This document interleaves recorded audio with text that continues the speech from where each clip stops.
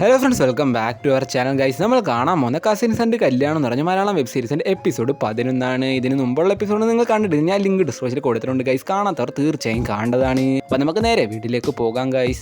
ഈ ഒരു എപ്പിസോഡ് തുടങ്ങുന്ന ഊറിയടി മത്സരത്തോടാണ്. ഇപ്പം നമ്മുടെ പ്രൈത്താണ് ഊറിയടിക്കാൻ ശ്രമിച്ചെങ്കിലും പക്ഷേ ഊറിയടിക്കാൻ പറ്റിയിരുന്നില്ല. അടുത്തായി നമ്മുടെ മനു അങ്ങോട്ട് വരികയാണ്. എന്നിട്ട് നമ്മുടെ ദിയയ്ക്ക് കൊടുത്ത വാക്ക് പ്രകാരം ആ ഊറിയടിച്ച് ആ മത്സരം തന്നെ ജയിക്കുകയാണ്.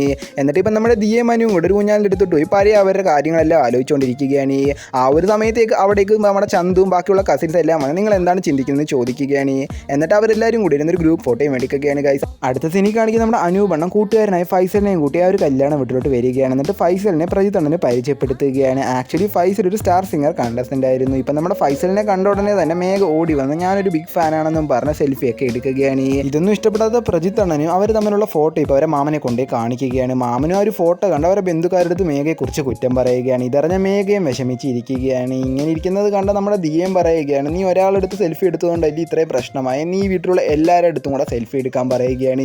ഇത് കേട്ട മേഘയും ആ ഒരു വീട്ടിലുള്ള എല്ലാ ബന്ധുക്കാരെയും കൂടി സെൽഫി എടുക്കുകയാണ്. എന്നിട്ട് ആ ഒരു സെൽഫി എടുത്ത ഫോട്ടോസ് എല്ലാം ആ മാമനെ കൊണ്ടേ കാണിക്കുകയാണ്. എന്നിട്ട് ഞാനിത് ചെയ്തതിന് എന്തെങ്കിലും തെറ്റുണ്ടോ എന്ന് മാമനോടും ചോദിക്കുകയാണ്. മാമനും പറയുകയാണ്, നീ ചെയ്ത് തെറ്റൊന്നുമില്ലെന്നും പറഞ്ഞ് മാമ അവിടെ നിന്ന് പോവുകയാണ്. അടുത്ത സിനി കാണിക്കാൻ നമ്മുടെ ചന്തുവിൻ്റെ അടുത്ത് ഈ സാധനങ്ങളെല്ലാം പെണ്ണിൻ്റെ വീട്ടിൽ ഏൽപ്പിക്കാൻ പറയുകയാണ്. അങ്ങനെ നമ്മുടെ ചന്തുവും മനുവും കൂടെ വൈലി കൂടി ഈ സാധനങ്ങളെല്ലാം പിടിച്ചുകൊണ്ട് പോവുകയാണ്. പോകുന്ന വഴി നമ്മുടെ മനു ചന്തുവിൻ്റെ അടുത്ത് ചോദിക്കുകയാണ്, നീ എന്നെ പറ്റി തിരക്കാറുണ്ടോ എന്ന്.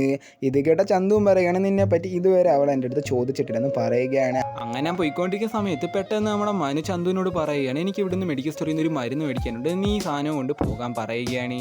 അങ്ങനെ ഇപ്പം നമ്മുടെ ചന്തു ഒറ്റയ്ക്ക് ആ ഒരു സാധനവും കൊണ്ട് ഒരു പെണ്ണിൻ്റെ വീട്ടിലോട്ട് കൊണ്ടു കൊടുക്കുകയാണ്. ചന്തു ഇപ്പോൾ അവിടെ വെച്ച് പണ്ട് കടയിൽ വെച്ച് ജ്യൂസിന് അടി ഉണ്ടാക്കിയ പെണ്ണിനെ കാണുകയാണ്. ഇപ്പം ചന്തുവും ആ ഒരു പെണ്ണുമായിട്ട് സംസാരിക്കുകയാണ്. ആ ഒരു പെണ്ണിനെ കണ്ടുകൊണ്ട് തന്നെ നമ്മുടെ ചന്തു സന്തോഷത്തോടെ അവിടെ നിന്ന് പോവുകയാണ് ഗൈസ്. അടുത്ത സിനി കാണിക്കുന്ന നമ്മുടെ അശ്വതി അവരെ മാമൻ്റെ അടുത്ത് കുടുംബത്തിൻ്റെ ചരിത്രത്തെക്കുറിച്ച് പറയാൻ പറയുകയാണ്. എന്നിട്ട് അത് വീഡിയോ എടുക്കാൻ ശ്രമിക്കുകയാണ്. ഇത് കേട്ട മാമനും പറയുകയാണ്, വെള്ളം അടിച്ചിട്ട് ഈ ഒരു സ്ഥലത്ത് വിളിച്ച് പറയാൻ പറ്റത്തില്ല, നമുക്ക് താഴെ പോയി പറയാമെന്നും പറഞ്ഞ് അശ്വതിയും കൊണ്ട് താഴോട്ട് പോവുകയാണ്.